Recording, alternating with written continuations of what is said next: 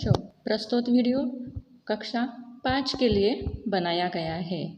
हिंदी विषय के ज्ञान प्रवाह का 7वां पाठ है बालक चंद्रगुप्त।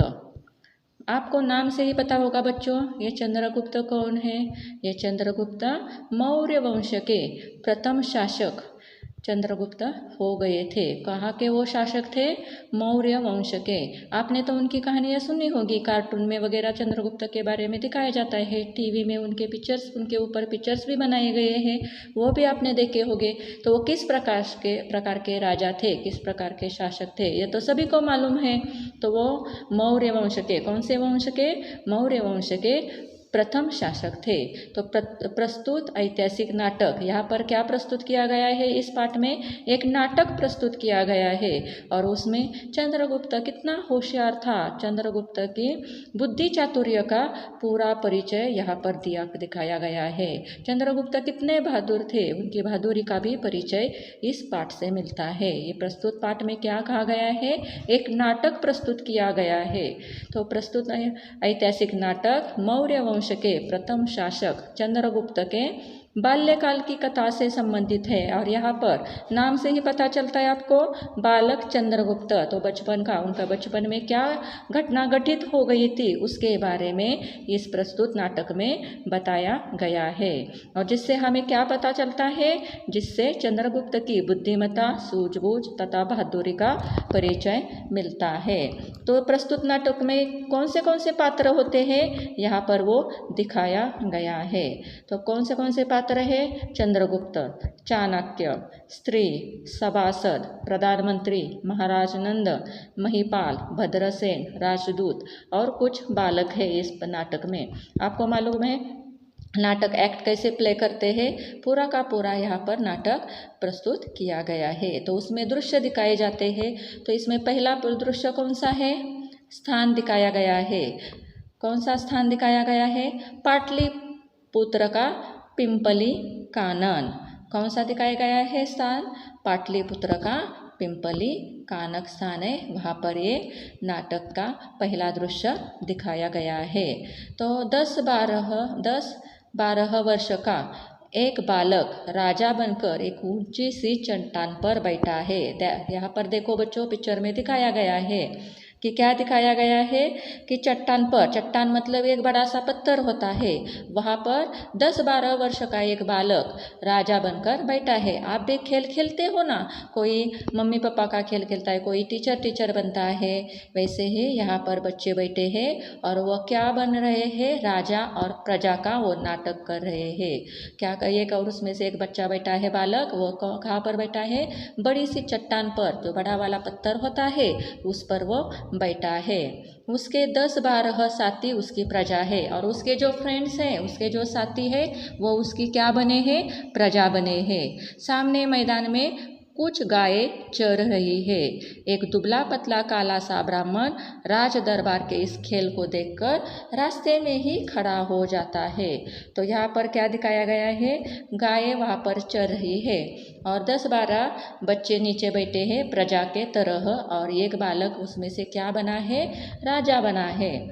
तो उसमें और वहाँ पर एक दुबला पतला काला सा ब्राह्मण, कौन चल रहा था? वही से एक दुबला पतला सा काला सा ब्राह्मण। यहाँ पर देखो, यहाँ पर दिखाई दे रहा है ये ब्राह्मण, एक दुबला पतला सा काला सा ब्राह्मण राज दरबार के इस खेल को देखकर रास्ते में ही खड़ा हो जाता है। तो वो देखता है कि वो उसमें एक बालक राजा बना है, बाकी बच्चे प्रजा बनकर नीचे बैठे हैं और उनका ये खेल देखकर क्या होता है? यह ब्राह्मण वहीं पर रास्ते में ही खड़ा हो जाता है।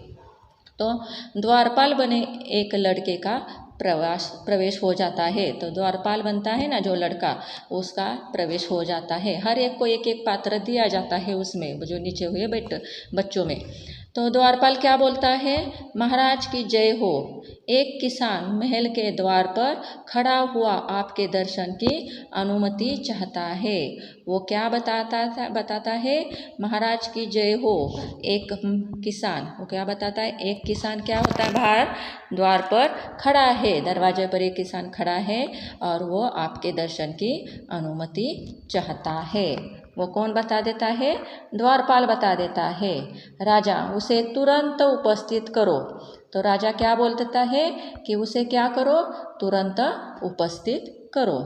द्वारपाल जाता है और एक किसान को लेकर राज दरबार में आता है। तो द्वारपाल चला जाता है और वो किसे लेकर आता है? किसान को लेकर आता है। तो किसान क्या बोलता है? महाराज की जय हो।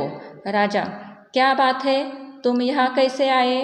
तो राजा क्या पूछता है किसान को कि क्या बात है, क्या काम है तुम्हारा, तुम किस लिए आए हो? तो किसान बोलता है, महाराज मुझे न्याय चाहिए। मेरे पड़ोसी ने कल रात मेरा खेत काट लिया। मैंने जब उससे कहा कि मैं राज दरबार में शिकायत करने जा रहा हूँ तो उसने मुझे जान से मारने की धमकी दी। अब मुझसे यह सहा नहीं जाता। तो वो किसान किसकी शिकायत लेकर आता है? तो देखो, पहले क्या हुआ करता था, अगर आपस में कोई झगड़ा हो जाता है तो उसके लिए राजा के पास जाते हैं और राजा उनका वो झगड़ा सुलझाता है। तो वो किसान भी पास वाले के साथ झगड़ा हो गया था। उसने उसका पूरा का पूरा खेत में जो भी कुछ फसल आई थी वो काट कर ले गया था। उसके बारे में शिकायत लेकर राजा के पास आया था। जब वो पास वाले आदमी को बता देता है कि मैं तुम्हारी शिकायत करूँगा तो वो उसे जान से मारने की धमकी देता है। लेकिन वो किसान राजा के पास आकर उसकी शिकायत कर देता है। राजा, गलत काम करने वाले की ये हिम्मत, चंद्रगुप्त के राज्य में कोई अन्याय नहीं कर पाएगा। सेनापति, जो व्यक्ति इसे जान से मारने की धमकी दे रहा है उसे तुरंत उपस्थित करो। तो जो चंद्रगुप्त बालक चंद्रगुप्त जो राजा बना है उस समय खेल खेल में, तो वो क्या बोलता है कि राजा चंद्रगुप्त के राज्य में कोई अन्याय नहीं कर पाएगा, क्योंकि वो बोलता है कि जिसने गलती की है वही ऐसा बोल रहा है, उसकी इतनी हिम्मत, ये तो मेरे राज्य में कभी सहा नहीं जाएगा। उसे तुरंत यहाँ पर बुलवा लिया जाए। तो सेनापति क्या कहते हैं? जो आज्ञा महाराज। सेनापति 2 सैनिकों को लेकर बाहर जाता है। चंद्रगुप्त, तुम्हारे पास कितनी खेती है? किसान, महाराज। और चंद्रगुप्त फिर क्या पूछता है? तुम्हारे पास कितनी खेती है? तो किसान बोलता है, महाराज खेती तो कम है लेकिन गुजर हो जाती है। तो वो क्या बता देता है किसान? मेरे पास कम है खेती लेकिन मेरा गुजारा उस खेती से हो जाता है। सेनापति का प्रवेश। सिपाही 2 दोषी व्यक्ति को बांध कर लाते हैं। तो जिसने वो खेती काटी फसल काट कर ली गई थी उसे पेश किया जाता है। सेनापति, महाराज की जय हो। अपराधी हाजिर है। अपराधी हाजिर है मतलब उसे लाया गया है दोषी व्यक्ति को। चंद्रगुप्त, क्यों जी, तुम पर अभियोग है कि तुमने इस व्यक्ति का खेत काट लिया है और इसे जान से मार डालने की धमकी दी है, क्या ये सही है? तो वो क्या बताए, क्यों जी, तुम पर अभियोग है। अभियोग मतलब आरोप है। तो आरोप है, यह अभियोग का शब्दार्थ क्या है? आरोप होना। आरोप, उसके ऊपर क्या है? ये आरोप है कि तुमने इस व्यक्ति का खेत काट लिया है और इसे जान से मार डालने की धमकी दी है, क्या यह सच है? अपराधी चुप रहता है। तो चंद्रगुप्त कहता है, चंद्रगुप्त के राज्य में सबको अपने बचाव के लिए अपनी बात कहने का पूरा अधिकार है, बोलो क्या यह सच है? तो उसने तो अपराध किया था इसलिए वो अपराधी चुप हो जाता है। लेकिन फिर भी चंद्रगुप्त उसे बोलते हैं कि अगर तुम्हें अपने बचाव में कुछ कहना है तो कहो, क्योंकि वो राजा है, वो दोनों तरफ की बात सुनना चाहता है। इसलिए चंद्रगुप्त उसे भी चांस देते हैं कि तुम भी बोलो अपने बचाव में, अगर तुम्हें कुछ कहना है तो कहो।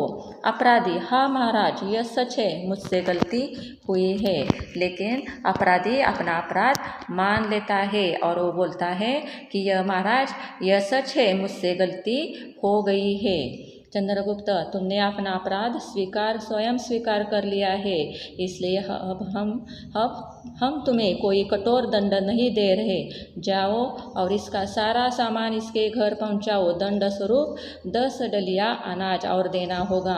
तो वो क्या करता है? राजा बना चंद्रगुप्त बता देता है कि तुमने स्वयं, वो मान लेता है। इससे बच्चों सुनो, इससे चंद्रगुप्त की चातुर्य का, बुद्धिमत्ता का परिचय होता है। वो जो अपराधी है उसको भी बात अपनी बात बचाव के बारे में अपनी बात कहने के लिए भी बोल देता है। और जब स्वयं वो अपराधी अपना गुनाह अपराध मान लेता है तो उसे कठोर शिक्षा नहीं देता है, क्योंकि उसने वो स्वयं स्वीकार कर लिया होता है।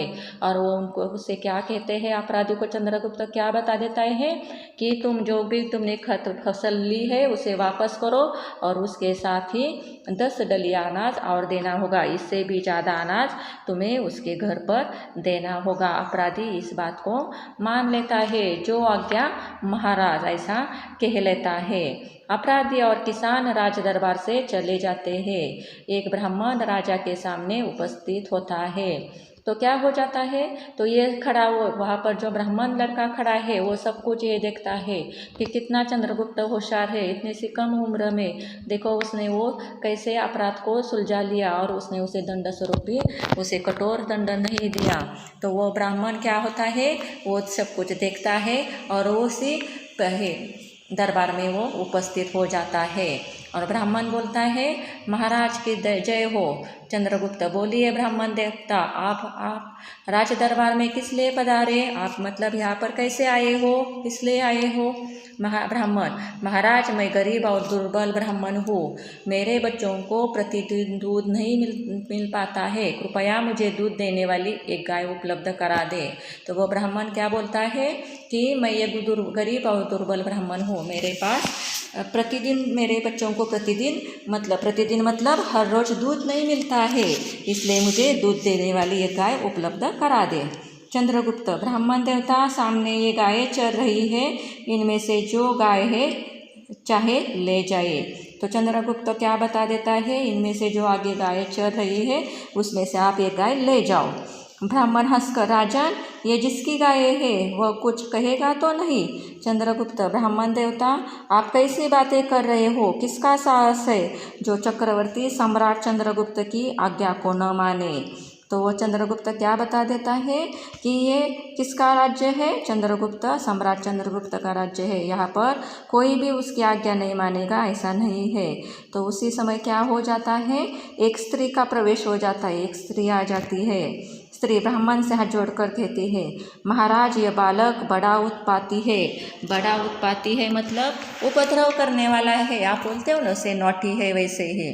तो ये बड़ा उत्पाती है, ये प्रतिदिन इसी प्रकार के नाटक किया करता है, आप इसकी बातों पर कतई विश्वास न करें। कतई मतलब बिल्कुल भी आप उस पर विश्वास न करें। वह स्त्री डर कर बोल जाती है और ब्राह्मण से हाथ जोड़कर बोलती है, ब्राह्मण देवी ये कोई साधारण बालक नहीं, इसके हाव भाव और इसके मुख का तेज बता देता है कि एक दिन ये किसी राज सिंहासन को अवश्य सुशोभित करेगा। तो वो क्या बोल देता है ब्राह्मण वो पहचान लेता है कि ये कोई साधारण बालक नहीं है, इसके हाव भाव मतलब उसके एक्सप्रेशन से, उसके मुख के तेज से पता चलता है कि ये किसी राज्य सिंहासन को अवश्य सुशोभित करेगा, मतलब बड़ा होकर एक बड़ा सम्राट राजा बनेगा। लेकिन स्त्री क्या बोल देती है, वो तो पहले ही कष्टित है, दुखी है, वो क्या बोलती है, हम वैसे ही बड़े कष्ट में दिन काट रहे हैं, अगर पाटलिपुत्र के शासक के कानों में आपकी भविष्यवाणी पड़ गई तो हमारे जान के लाले पड़ जाएंगे मतलब हमारी जान मुसीबत में पड़ जाएगी। वो क्या स्त्री बताती है, वो स्त्री कौन है, वो चंद्रगुप्त की माँ है। और वो क्या बता देती है कि पाटलिपुत्र के शासक के कानों में, अगर पाटलिपुत्र का राजा जो है अभी उनको ये बात पता चली तो वो क्या करेंगे, हमारे लाले पर हम मुश्किल में आ जाएंगे, उनको ये बात कतई पसंद नहीं आएगी। तो वो स्त्री को, क्योंकि उसने ऐसा कुछ देखा है, इसलिए उसे लगता है ये गलत है, जो चंद्रगुप्त कर रहा है हर रोज़ का नाटक वो गलत है। लेकिन ब्राह्मण क्या बोलता है, देवी क्या बात है, आप इतनी घबराई हुई क्यों है। तो यह ब्राह्मण भी बच्चों कौन होता है, चाणक्य ब्राह्मण है। आप सभी ने चाणक्य नीति देखी होगी, वो बहुत ही होशियार ब्राह्मण है। तो वह क्या बोलता है, आप इतनी घबराई क्यों है। तो वो स्त्री बता देती है, चंद्रगुप्त की माँ बता देती है, महाराज ब्राह्मण देवता हम राजकोप से पीड़ित है, मेरे पति नंद सेना के सेनापति थे। महाराज ने कुछ चुगलखोरों की बातों में आकर मेरे पति को विद्रोही बताकर जेल में डाल दिया है। तो वो क्या बोलती है स्त्री, चंद्रगुप्त की माँ, कि हम राजकोप से पीड़ित है। राजकोप मतलब राजा ने हमें दंडित किया है। राजा के जो भी कुछ चुगलखोर, जो उनके चमचे हैं, उनके हाथ में जो चुगलखोर है, उनसे जो चापलूसी करती है, ऐसे आदमियों की बातें सुनकर, दरबारी की आदमियों की बातें सुनकर राजा ने क्या किया है, चंद्रगुप्त के पिता जो नंद है उनको, क्या जो सेनापति थे राजा के दरबार में, उनको दंडित किया है और उनको जेल में डाल दिया गया है। बुरे लोगों की बातें सुनकर राजा ने उन पर उन्हें दंड दिया है। तो उससे क्या हो गया, उनको राजकोप मतलब राजा उनसे नाराज है, इसलिए उसे दंडित किया है। यह बालक चंद्रगुप्त हमारा ही पुत्र है। मुझे सदा भय लगता रहता है कि कई राजकोप की तलवार मेरे पुत्र पर भय ना पड़े, इस कारण मुझसे सोया भी नहीं जाता। तो वो क्या बता देती है कि ये चंद्रगुप्त मेरा बच्चा है और मुझे कभी डर लगता है, ये जो ऐसे नाटक करता रहता है। अगर किसी ने इसके बारे में भी राजा को बता दिया, राजा को गुस्सा आ गया, तो वो इसे भी दंडित करेंगे, इसलिए मुझे नींद नहीं आती, मुझे भी बहुत डर लगा रहता है। तो ब्राह्मण क्या बोलता है, देवी चिंता की कोई बात नहीं है, मेरा नाम चाणक्य है, मैं तक्षशिला विश्वविद्यालय में आचार्य हूँ। कहाँ पर है चाणक्य आचार्य, तक्षशिला विश्वविद्यालय मतलब वहाँ पर जो यूनिवर्सिटीज़ हुआ करती थी, विश्वविद्यालय मतलब यूनिवर्सिटी हुआ करती थी, उसका नाम क्या है, तक्षशिला यूनिवर्सिटी। उसमें वो आचार्य है, मतलब पढ़ाने का कार्य करते थे। आप महाराज नंद के दरबार में अपने पुत्र को ले जाए और उनसे प्रार्थना करें कि बालक चंद्रगुप्त को वे तक्षशिला विश्वविद्यालय में अध्ययन के लिए भिजवा दे। चाणक्य क्या बोल देता है, जो ब्राह्मण चाणक्य है वो क्या बता देता है उस स्त्री को, आप डरो मत, और राजा नंद है, पाटलिपुत्र का जो राजा नंद है, उनसे विनती करो कि उनके है चंद्रगुप्त को कहाँ पर भेजने के लिए, तक्षशिला विश्वविद्यालय में। किसके लिए, अध्ययन के लिए, मतलब पढ़ाई के लिए भिजवा दे। हाँ, वे आपकी प्रार्थना अवश्य स्वीकार कर लेंगे। तक्षशिला में चंद्रगुप्त की देखरेख मैं कर लूँगा। और वो क्या बता देते हैं चाणक्य कि वहाँ पर मैं तक्षशिला में चंद्रगुप्त की पूरी देखरेख करूँगा, मैं उनके ऊपर अच्छे से ध्यान रखूँगा। तो स्त्री का क्या हो जाता है, उस पर स्त्री क्या बता देती है, ब्राह्मण देवता, आप तो मुझे अपने ही हाथों से अपना सर्वनाश करने के लिए कह रहे हो। अगर महाराज को पता चल गया कि यह विद्रोही सेनापति का पुत्र है, तो वे इसे तक्षशिला न भेजकर कारागार में इसके पिता के पास ही भेज देंगे। तो वो क्या बता देता है, स्त्री क्या बता देती है ब्राह्मण को कि अगर आप तो मुझे अपने हाथों से सर्वनाश करने के लिए कह रहे हो, क्योंकि उसके पिता को तो दंडित किया गया है। अब उनको जब पता चलेगा कि उनका ही ये पुत्र है, तो उसे भी उसके साथ कारागार में भेज देंगे। लेकिन चाणक्य क्या करता है कि चाणक्य बोलता है, देवी आप धैर्य धारण करो, मैं आपको आश्वासन देता हूँ कि बालक को कोई अनिष्ट नहीं होगा, बालक का कोई भी अनिष्ट नहीं होगा, आप मत डरिए, मैं आपके और बालक चंद्रगुप्त के भले के लिए ही ये कह रहा हूँ। लेकिन वो क्या बता देता है चाणक्य कि आप मत डरो, जो मैं कह रहा हूँ वही आप करो। तो स्त्री क्या बोलती है, जो आज्ञा गुरुदेव, और पर्दा गिरता है। यहीं पर क्या होता है, एक दृश्य समाप्त हो जाता है कि वहाँ पर पर्दा गिरता है।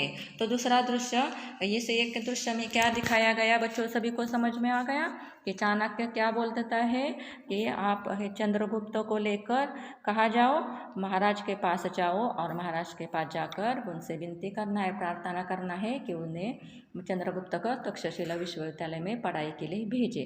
तो दूसरा दृश्य है, उस दूसरे दृश्य में क्या कहा गया है, महाराज नंद का राज दरबार। दूसरा दृश्य क्या दिखाया गया है, महाराज नंद का राज दरबार दिखाया गया है। नंद के चापलूस दरबारी राज दरबार में बैठे बैठे राजा की प्रशंसा कर रहे हैं। तो और दूसरे दृश्य में क्या दिखाया गया है कि महाराज नंद दरबार में बैठे हैं और उनके जो दरबारी है जो चापलूसी करते रहते हैं, वो राजा के साथ बैठकर राजा की प्रशंसा कर रहे हैं। तभी द्वारपाल का प्रवेश होता है। द्वारपाल मतलब जो पहरेदार होता है, चौकीदार होता है, उसका प्रवेश हो जाता है। तो वह द्वारपाल क्या बोलता है, महाराज की जय हो, सिंहल नरेश का राजदूत दरबार में प्रवेश की अनुमति चाहता है। तो कौन सा दरबार है? सिंहल नरेश का राजदूत। कौन से नरेश का? सिंहल का एक नरेश है, राजा है, उनका राजदूत हमारे दरबार में प्रवेश की अनुमति चाहता है। तो महाराज नंद सिंहल नरेश का राजदूत क्या विभीषण आया है? तो महाराज नंद क्या करता है कि राजदूत को क्या कहता है? विभीषण कहता है और उसका मजाक उड़ाता है। तो बाकी के जो सभासद है, दरबारी है, वो क्या करते हैं? हंसते हैं कर कर। तो महाराज नंद राक्षसों से हमारा क्या प्रयोजन? क्यों प्रधानमंत्री जी? तो वो क्या बोलते हैं? महाराज नंद क्या बोलते हैं कि राक्षसों से हमारा क्या प्रयोजन? क्यों प्रधानमंत्री जी? हमारा क्या फ़ायदा वो आ गया तो? लेकिन प्रधानमंत्री क्या कहता है? महाराज दूत तो राजा का प्रतिनिधि होता है, उससे बात करके ही पता लग सकेगा कि उसका यहाँ आने का क्या प्रयोजन है। प्रयोजन मतलब क्या मतलब है, वो किस लिए यहाँ पर आया है, उसका क्या काम है, हम उससे बात करेंगे तभी हमें पता चलेगा। तो एक सभासद बोलता है, महाराज अच्छी चर्चा चल रही थी, शुभ काम ने विघ्न डालने यह दूत कहाँ से आ टपका? तो उसमें से एक दरबारी जो था वो क्या बोलता है, ये बीच में कैसे आ गया, हम तो अच्छे से बातें कर रहे थे।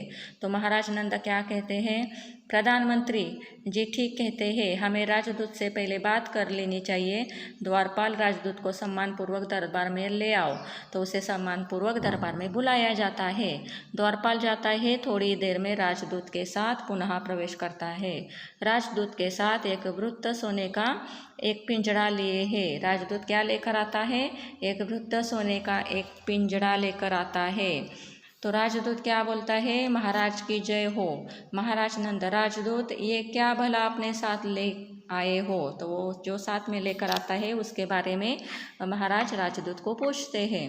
तो राजदूत बता देता है, महाराज सिंहल नरेश ने आपके लिए भेंट भेजी है। उन्होंने कहा है आपके दरबार में बहुत से विद्वान हैं, हमारे महाराज चाहते हैं इस पिंजड़े को बिना खोले इसमें बंद शेर को निकालकर उन्हें वापस भेज दिया जाए। पिंजड़ा उपहार स्वरूप आप स्वीकार कर ले। तो वो राजदूत क्या लेकर आता है? सोने का पिंजड़ा लेकर आता है और उसमें क्या होता है? एक शेर होता है। और वो राजदूत राजा को क्या बता देता है कि हमारे महाराज ने क्या कहा है कि इस पिंजड़े को बिना तोड़े उससे क्या निकालना है? बाहर, शेर को बाहर निकालना है, तभी आपको ये सोने का पिंजड़ा भेंट स्वरूप दिया जाएगा। तो महाराज नंद क्या कहता है? राजदूत बस इतनी सी बात, ये काम तो हमारा कोई भी सभासद कर लेगा। एक सभासद से, महिपाल जी इस शेर को निकाल बाहर कीजिए, ये सोने का पिंजड़ा आपका ही होगा। तो महाराज नंद एक सभासद को जो राज दरबार में बैठा है उसको बता देता है कि तुम क्या करो, इस शेर को बाहर निकालो, ये सोने का पिंजड़ा तुम्हारा हो जाएगा।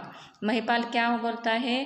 पिंजड़े के पास जाकर शेर को देखता है, ये तो बला भेजी है सिंहल नरेश ने, बहुत देर तक देखभाल करके। महाराज इस बंद पिंजड़े से मैं तो शेर को निकालना बहुत कठिन काम है। वो क्या बता देता है महिपाल? ये तो बहुत कठिन काम है, मैं तो उसे बाहर नहीं निकाल सकता हूँ। तो महाराज नंद क्या बोलते हैं दूसरे सभासद से, भद्रसेन जी आप शेर को निकालकर मसल डालिए। भद्रसेन बड़े ताव में उठता है और पिंजड़े के पास जाकर चारों ओर घूमता है।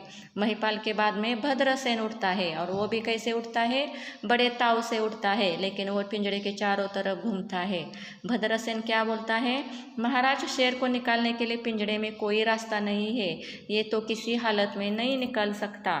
तो वो क्या बता देता है? पिंजड़ा तो तोड़ना नहीं। तो वो क्या बोलता है? इससे बाहर निकाला नहीं जा सकता। महाराज नंद, कुशल सेन जी आप तो हमारी सभा के सबसे कुशल सभासद है, आप शेर को निकाल बाहर कीजिए। कुशल सेन को ऐसे बोलते, उनको बड़ी फुर्ती से उठता है और वो पास जाकर पिंजड़े का निरीक्षण करने लगता है, ऑब्जर्वेशन करने लगता है। कुशल सेन, महाराज पिंजड़े को तो तोड़े या खोले बिना शेर को बाहर निकालना असंभव है। राजदूत से, क्यों राजदूत, क्या यह असंभव है या मनगढ़ंत बात है? तो कुशल सेन क्या बता देता है कि इसे तो बाहर निकालना असंभव है। और राजदूत से बोलता है क्या यह संभव है या ऐसे ही तुम बोल रहे हो। राजदूत महाराज से, महाराज हमारे महाराज ने जो कुछ कहलवाया है वह सब संभव है, इसमें कोई भी मनगढ़ंत बात नहीं है। मनगढ़ंत मतलब ऐसे ही नहीं कहा गया है। इससे तो शेर निकालना बहुत ही आसान है, या लेकिन आप में से कोई होशियार है या नहीं ये हम देख रहे हैं। तभी क्या हो जाता है, द्वारपाल का प्रवेश हो जाता है। उसे लगता है कुशल सेन को या ऐसे बातें मन से कर रहा है, लेकिन ये मनगढ़ंत बात थी क्या, नहीं, उससे निकाला जाता है। मनगढ़ंत मतलब कोरी कल्पना नहीं है, उससे निकाला जाना संभव है। तो उसमें क्या हो जाता है, बीच में ही द्वारपाल का प्रवेश हो जाता है। द्वारपाल, महाराज की जय हो, एक स्त्री अपने 10-12 वर्षीय पुत्र के साथ आपका दर्शन करना चाहती है। तो द्वारपाल क्या बता देता है कि एक स्त्री आपके पास आई है अपने बच्चे को लेकर। महाराज नंद मन ही मन में इस स्त्री को बुलाए लेता हूँ, इसी बहाने कुछ समय तो इस माता पक्षी से बच जाएगा, इस माता पक्षी से बच जाएंगे। प्रकट में उस स्त्री को उपस्थित करो। तो वो क्या बोल देता है महाराज तभी कि अच्छा होगा ये बीच में आ गए, ये उस दरबारी में से कोई भी उस शेर को बाहर नहीं निकल रहा है। और राजदूत की बातें सुनकर तो उन्हें ऐसा लग रहा है कि अब हमारे तो दरबारी किसी भी काम के नहीं है। तो वो क्या करता है, कहता है महाराज इससे वो बीच में स्त्री आ जाएगी तो इसमें थोड़ा सा खंड पड़ जाएगा। तो स्त्री आ जाती है। स्त्री अपने पुत्र चंद्रगुप्त के साथ प्रवेश करती है। राजदूत, महाराज आपके दरबारियों की परीक्षा लेने के लिए ही सिंहल नरेश ने यह पिंजरा देकर मुझे भेजा है। मुझे ऐसा लग रहा है कि आपके राज्य में सब विदूषक है, कोई इतना बुद्धिमान नहीं है जो शेर को पिंजरे से बाहर निकाल सके। महाराज नंद सिर नीचे किए बैठे रहते हैं। तो वो राजदूत क्या बोलता है फिर, जब चंद्रगुप्त और स्त्री अंदर आती है तो कि हमारे सिंहल नरेश ने ये पिंजरा देकर मुझे भेजा है आपके दरबारी की परीक्षा लेने के लिए। तो आपके दरबारी में एक कोई भी होशियार नहीं है, सभी विदूषक है, कोई भी बुद्धिमान नहीं है जो इस शेर को इस पिंजरे से बाहर निकाल सके। तो महाराज से नंद भी क्या होते हैं, सिर नीचा किए बैठे रहते हैं, मतलब वो क्या हो जाते हैं, शर्म से उन्होंने अपना सिर नीचे कर लिया होता है। तब चंद्रगुप्त क्या कहता है, राजदूत तुम्हें मगध राज्य को अपमानित करने का कोई अधिकार नहीं है। इस राजसभा के अतिरिक्त भी मगध में सहस्त्रों लोग हैं, क्या मैं आपकी समस्या जान सकता हूँ। तो चंद्रगुप्त को इस बात से गुस्सा आ जाता है और वो कहता है कि आपको हमें अपमानित करने का कोई अधिकार नहीं है। इस राज्यसभा में नहीं, मगध में सहस्त्रों लोग ऐसे हैं कि जो बुद्धिमान है।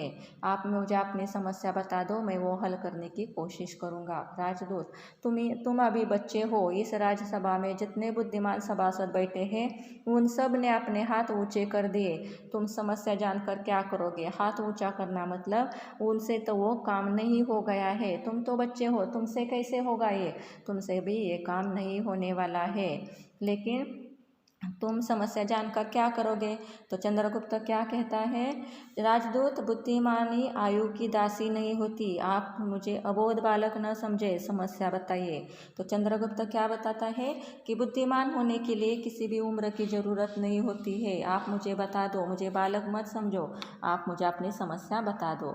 चंद्रसेन, ए बालक बहुत बढ़ चढ़ कर बातें न कर, सुन, समस्या यह है इस पिंजरे में बंद शेर को बिना पिंजरा खोले बाहर निकालना है, निकाल सकता है। तो चंद्रगुप्त चंद्रगुप्त को क्या बता देता है चंद्रसेन कि इसमें से क्या बाहर निकालना है, शेर को बाहर निकालना है, अगर तुम निकाल सकते हो तो निकालो। चंद्रगुप्त क्या करता है, थोड़ी देर पिंजरा और शेर को देखता है। महाराज यदि आपकी आज्ञा हो तो इस शेर को मैं बाहर निकाल दूंगा।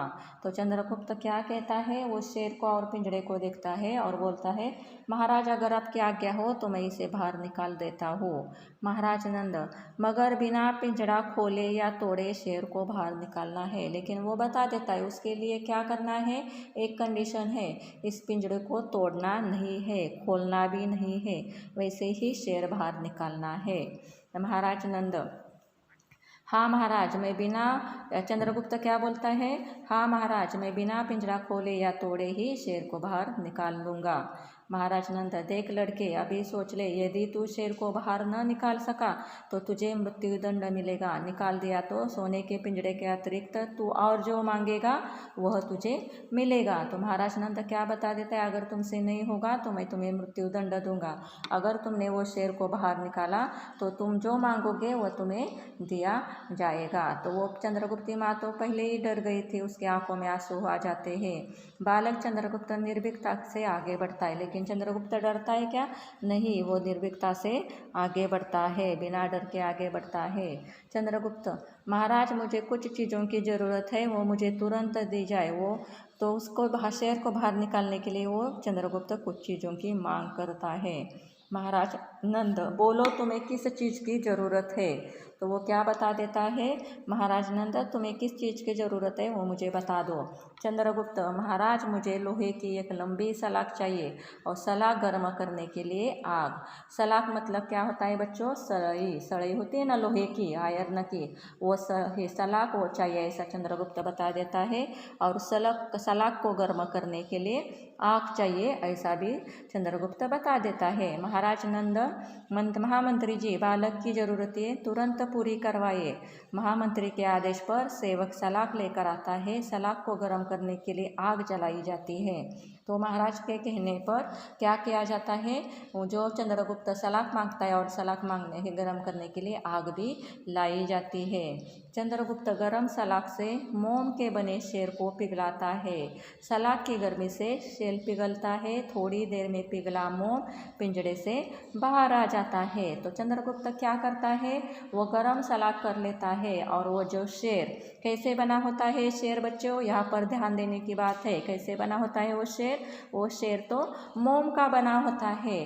तो वो चंद्रगुप्त क्या करता है, उस सलाख को गर्म कर लेता है और गर्म सलाख को मोम पर रख देता है, मोम के बने शेर पर रख देता है। उससे क्या हो जाता है, जो शेर मोम का बना होता है वो पिघलने लगता है और पिघलने पर क्या होता है, पूरा का पूरा मोम पिघल जाता है, मतलब पूरा का पूरा शेर पिघल जाता है और थोड़ी देर में वो पिघला हुआ मोम उस पिंजरे से बाहर आ जाता है। और चंद्रगुप्त क्या बोलता है फिर, राजदूत ले जाओ अपने शेर को, आज जा कर देना सिंहल नरेश को, उनसे कह देना मगध अभी बुद्धिमानों से शून्य नहीं हुआ है। और वो चंद्रगुप्त राजदूत से क्या बोलता है, देखो तुम्हारा शेर बाहर आ गया, अब बता दो आप तुम्हारे राजा को कि मगध में और भी बुद्धिमानी लोग हैं। राजदूत अपना सिर नीचा किए खड़ा रहता है। महाराज नंद और उसके सभासद बालक की बुद्धिमत्ता देखकर चकित हो जाते हैं। तो वहाँ पर जो दरबारी है वो पूरे के पूरे दरबारी और महाराज चकित हो जाते हैं कि कितनी बुद्धि चातुर्य से चंद्रगुप्त ने उस मोम के बने शेर को बाहर निकाला। तो यहाँ पर देखो दिखाया गया है दरबार, वो पिंजरा, वो शेर, चंद्रगुप्त कैसे और बाकी के दरबारी और राजा कैसे बैठा है। तो महाराज नंद क्या कहता है, बालक हम तुम पर बहुत प्रसन्न है, ये सोने का पिंजरा तुम्हारा है, और मांगो क्या मांगते हो। चंद्रगुप्त की माँ क्या बोलती है फिर कि महाराज यदि आप बालक को सचमुच ही पुरस्कार देना चाहते हैं तो इसे तक्षशिला के विद्यालय में शिक्षा प्राप्त करने के लिए भिजवा दीजिए। तो वो क्या बता देता है महाराज नंद, ये पिंजरा भी अब चंद्रगुप्त तुम्हारा हो गया, इसके साथ तुम्हें कुछ चाहिए क्या? तो चंद्रगुप्त की माँ बता देती है कि पढ़ाई करने के लिए चंद्रगुप्त को कहाँ भेजे, विश्वविद्यालय, कौन से? तक्षशिला के विश्वविद्यालय में भिजवा दीजिए। तो महाराज नंद क्या कहते हैं, जैसे तुम्हारी इच्छा। महामंत्री से बोलते हैं, महामंत्री जी तक्षशिला में बालक के अध्ययन की समुचित व्यवस्था की जाए। तो समुचित मतलब ठीक प्रकार से क्या किया जाए, इसकी अध्ययन की पढ़ाई की व्यवस्था तक्षशिला में की जाए। और चंद्रगुप्त को कहाँ भेजा जाता है, तक्षशिला विश्वविद्यालय में पढ़ाई करने के लिए भेजा जाता है। और यही पर यह नाटक खत्म हो जाता है। तो बच्चों आपको समझ में आ गया प्रस्तुत नाटक में क्या बताया गया है। उस जमाने में राजा के साथ कैसे दरबारी होते हैं, दरबारी के साथ चंद्रगुप्त बचपन में कितना होशियार था और कितना उसका बुद्धि चातुर्य था, बुद्धि चातुर्य के साथ वो कैसे किसी भी बात से नहीं डरते थे, वो बिना निडर होकर जो भी कुछ काम किया करते थे, इसके बारे में इस नाटक में बताया गया है। तो वो कितने बहादुर है ये इस नाटक से आपको पता चलता है। तो सभी को बच्चों चंद्रगुप्त की तरह ही सोचना चाहिए, होना चाहिए। यहाँ पर ही हमारा पाठ खत्म हो जाता है। तो यहाँ पर कुछ शब्दार्थ दिए गए हैं, ये शब्दार्थ आपको आपके नोटबुक में लिखने हैं। इसके अलावा जो सवाल जवाब दिए गए हैं इस पाठ में वो इस प्रकार है। ये भी सवाल जवाब लिखे था, मौखिक प्रश्न भी मैंने सॉल्व करके दिए हैं। किसने किससे कहा यहाँ पर दिया गया है। किसका साहस है चक्रवर्ती सम्राट की आज्ञा न माने। बालक चंद्रगुप्त ने ब्राह्मण से कहा। आपके राज्य में सब विदूषक है। राजदूत ने महाराज नंद से कहा। आपको आश्वासन देता हूँ बालक का कोई अनिष्ट न होगा। ब्राह्मण ने चंद्रगुप्त की माँ से कहते हैं इसे तक्षशिला के विश्वविद्यालय में शिक्षा प्राप्त करने के लिए भिजवा दीजिए। चंद्रगुप्त की माँ ने महाराज नंद से कहा। निम्नलिखित शब्दों के पर्यायवाची दो शब्द लिखने हैं। राजा के लिए कौन से दो शब्द हैं। भूपति नरेश। राजमहल के लिए नहीं, महल के लिए राजमहल प्रासाद। ब्राह्मण के लिए भूदेव विप्र। सोना के लिए स्वर्ण कंचन। गाय के लिए धेनु सुरभि। पुत्र के लिए बेटा आत्मज। शेर के लिए वनराज शार्दुल। किसान के लिए कृषक भूमिपुत्र।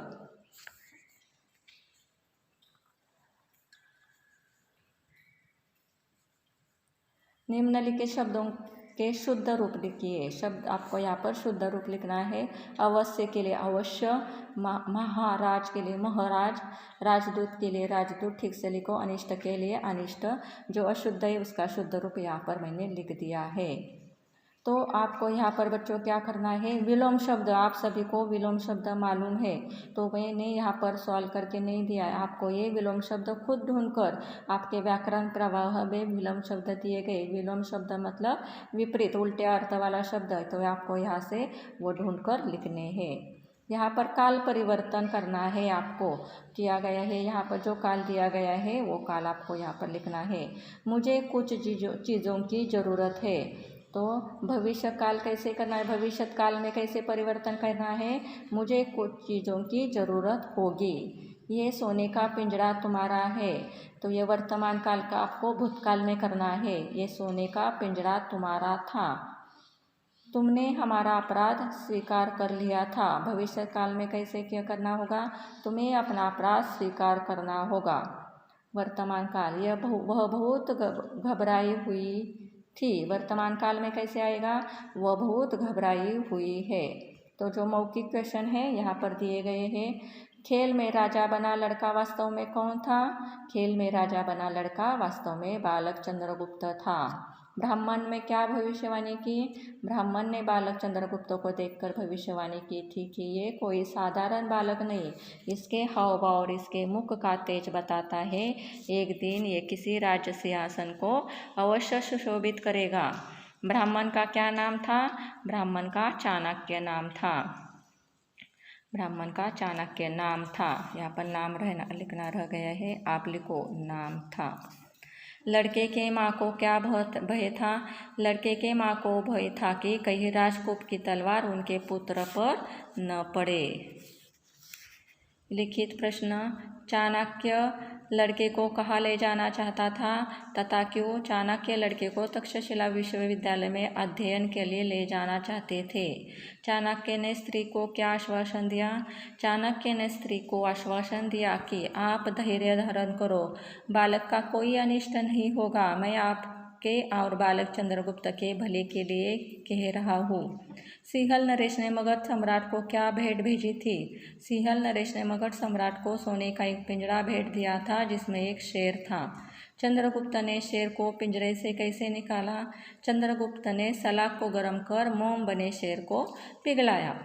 सलाख की गर्मी से शेर पिघलता है और थोड़ी ही देर में पिघला मोम पिंजरे से बाहर आ जाता है। जो मोम का बना शेर है वो पिघल जाता है और बाहर आ जाता है।